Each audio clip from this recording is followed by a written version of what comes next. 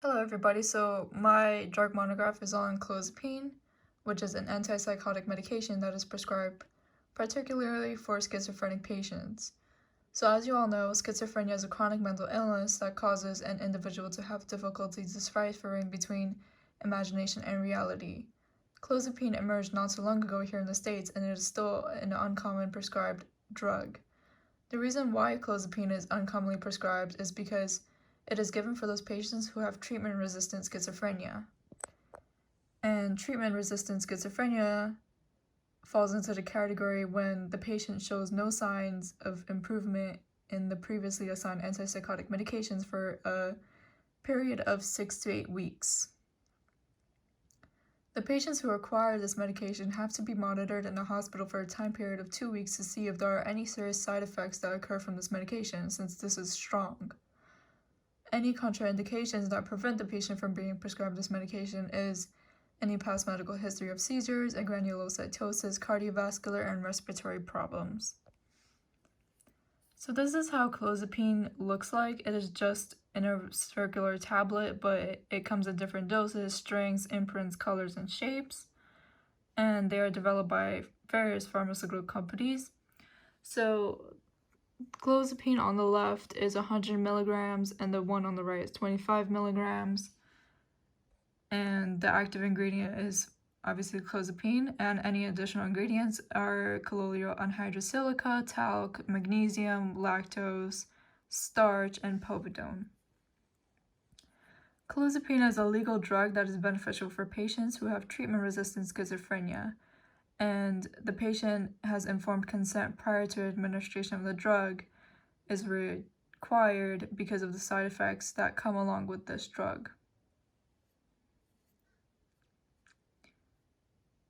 So indications and use. So clozapine is administered orally on a daily basis, and obviously the dosage depends on how resistant the patient's schizophrenia is, age, weight, and every other factor that come into play as well. Also, if the antipsychotic medication is accompanied by suicidal or self-harming behavior or any extrapyramidal effects, then they cannot continue the use of it. So these are the contraindications that will prevent the patient from acquiring this medication and treatment program. It's granulocytosis, neutropenia, benign ethnic neutropenia, myocarditis, seizures, adverse cardiovascular effects, and adverse respiratory effects. So warnings and precautions is that health professionals must closely monitor the patients for a time period of 2 weeks whenever they're administering the medication, so they could see any serious side effects that occur from this medication. And they also have to take prior to administering this medication for the patient, like their white blood cell scores, if they have any past seizures, especially with the high dosage, if they have low blood pressure, and if they have any heart issues. So drug interactions that can occur, patients, whenever they're taking clozapine, should avoid marijuana, tobacco, alcohol, and limit caffeine intake when taking this medication.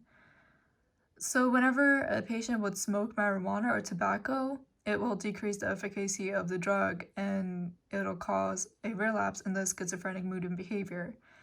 Caffeine should be limited or not be taken at all, because it could cause confusion, dry mouth or drooling, headache, faint, palpitations. And alcohol, as with basically every other drug, it cannot be taken with clozapine because it is sedative and it can cause slurred speech, difficulty breathing, and weakness. So the desired effects that a doctor would like to see in a patient when taking clozapine is minimizing the symptoms of schizophrenia, which are auditory and visual hallucinations, paranoia, and disordered thinking. But the adverse side effects of taking this medication is constipation, drooling, sleep problems, gaining weight, vertigo, headache, and high doses or long-term usage of the drug can cause headaches with chest pain, kidney problems, liver problems, high blood pressure, seizures, irregular heartbeats. So that's why the patient should not be taking like medication with any respiratory or heart problems prior.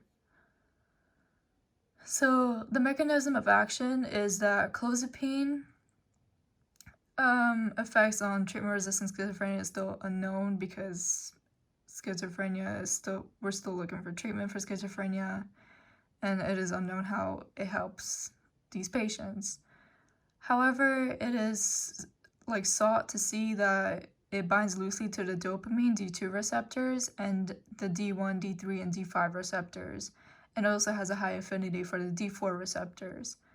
It also interacts with histamine, acetylcholine, and serotonin receptors as well.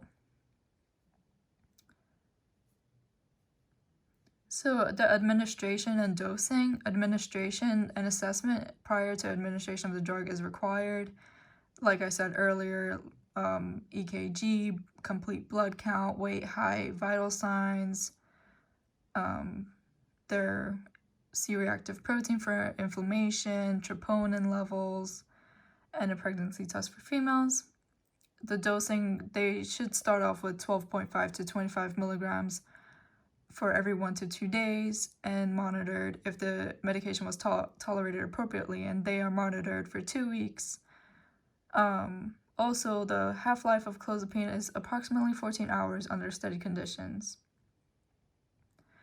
So, whenever a patient would possibly overdose on clozapine, there are no reversible medications that can be provided when an overdose of clozapine occurs. So the patient should notify poison control, their doctor, urgent medical care if this occurs, because serious side effects can occur like low blood pressure, inflammation of the heart muscle and stomach, decreased white blood cell count, and difficulty breathing. So pharmacokinetics of this drug is absorption. So clozapine is administered orally and absorbed immediately due to its high variable first-pass metabolism. The distribution is clozapine's first-pass metabolism reduces bioavailability by 60 to 70% of the dose that was administered, and the patient can take the food with this drug because it does not affect its efficacy, and the half-life is 4 to 26 hours with a mean value of 14.2 hours in steady conditions.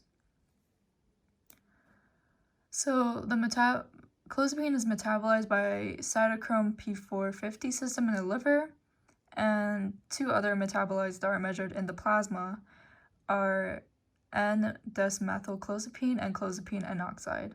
And clozapine is excreted in both the urine and the feces. And these are my references.